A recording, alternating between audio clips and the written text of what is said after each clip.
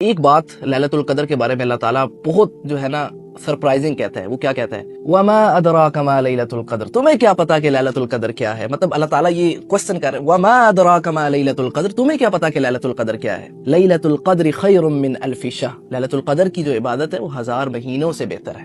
مطلب وما ادراک ما لیل، جو لوگ لیلۃ القدر کی رات ہوتی ہے اور وہ شاپنگ کر رہے ہوتے ہیں، وہ عبادت نہیں کر رہے ہوتے، اپنے گناہ نہیں بخشوا رہے ہوتے، قرآن نہیں سمجھ رہے ہوتے، پڑھ رہے ہوتے، اللہ تعالیٰ کو نہیں ٹائم دے رہے ہوتے، تو میرے دماغ میں آیت آتی ہے، اللہ تعالیٰ کہہ رہے ہیں وما ادراک ما لیلۃ القدر. تمہیں کیا پتا ہو کہ لیلۃ القدر کیا ہے؟ پھر اللہ تعالیٰ خود ہی جواب دیتے ہیں لیلۃ القدر خیر من الف شہر. لیلۃ القدر کی جو رات ہے، اس کی جو عبادت ہے وہ 1000 مہینوں سے بہتر ہے. کیوں بہتر ہے؟ کیونکہ اس رات میں انا انزلناہ فی لیلۃ القدر، اس رات میں قرآن کو اتارا گیا تھا. قرآن کی وجہ سے رمضان کی امپورٹنس ہے، لیلۃ القدر کی امپورٹنس ہے. اور ہم لیلۃ القدر کو تو یاد رکھتے ہیں، رمضان کو بھی یاد رکھتے ہیں، لیکن ہم قرآن کو نہیں یاد رکھتے. قرآن کو بھی ہم یاد رکھتے ہیں، قرآن کو ہم پڑھتے ہیں 10 قرآن ختم کرنے ہیں، میں نے مکمل کرنے ہیں، تم نے 15 کرنے ہیں، اس نے 10 کر لیے، اس نے 5 کر لیے. لیکن قرآن یہ کہتا ہے کہ افلا تتفکرون، تم مجھے سمجھتے کیوں نہیں ہو، میرے پہ تدبر کیوں نہیں کہتے.